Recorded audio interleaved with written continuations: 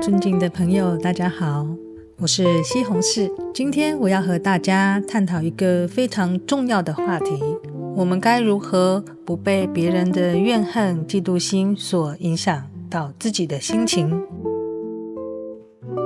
在我们的生活中呢，难免会遇到来自他人的负面情绪，而这些情绪可能来自于怨恨、嫉妒，甚至于是不满。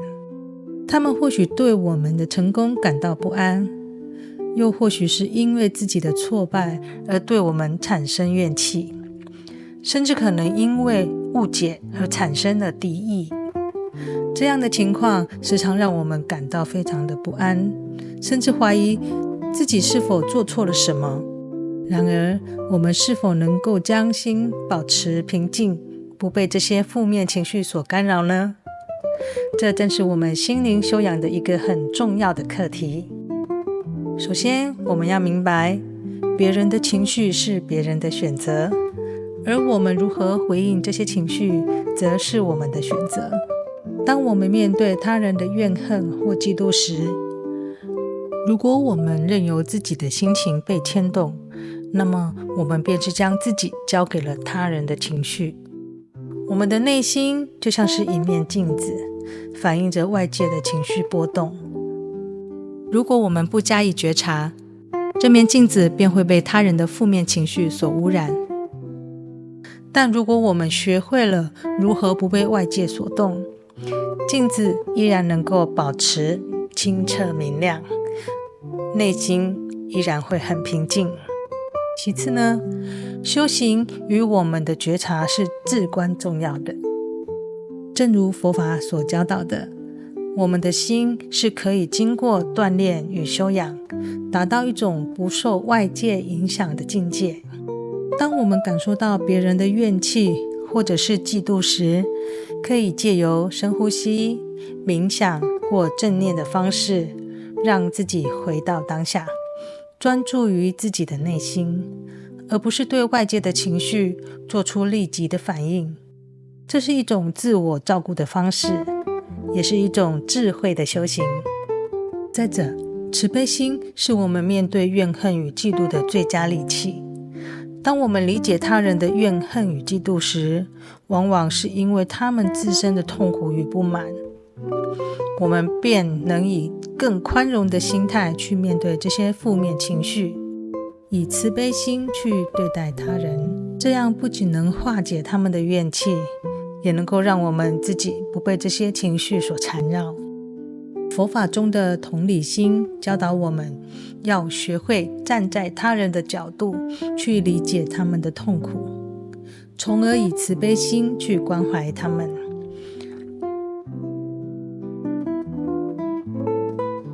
最后，我们要记住，不被他人的负面情绪所影响，是一种心灵的自由。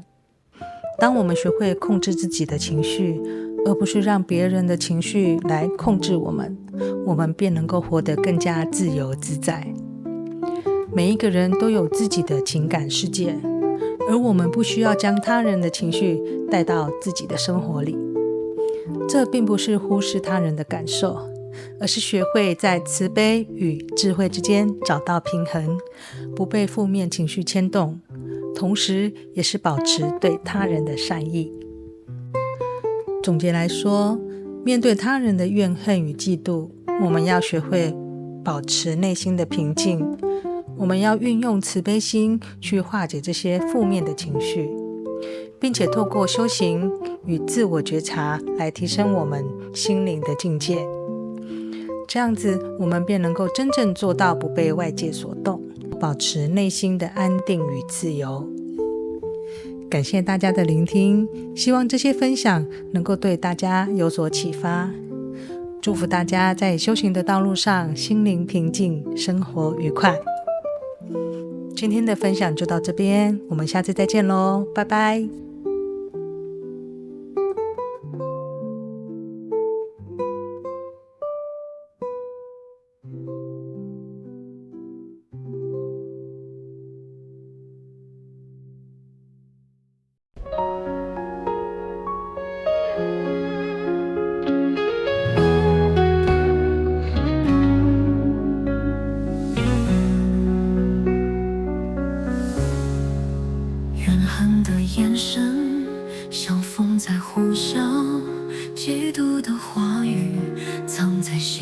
少，外界的波动，我不再惊慌，内心如镜，静着不再受影响。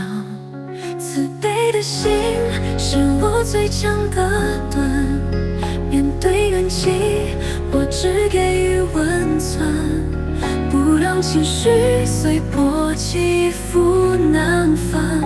自由的灵魂在爱中永远沉稳。怨恨的眼神像风在呼啸，嫉妒的话语藏在心里烧。外界的波动，我不再惊慌，内心如镜，静着不再受影响。慈悲的心是我最强的盾，面对怨气，我只给予温存，不让情绪随波起伏难分。自由的灵魂在爱中永远沉稳。他们的痛苦我慢慢看懂，站在他们的角度，我不再冷。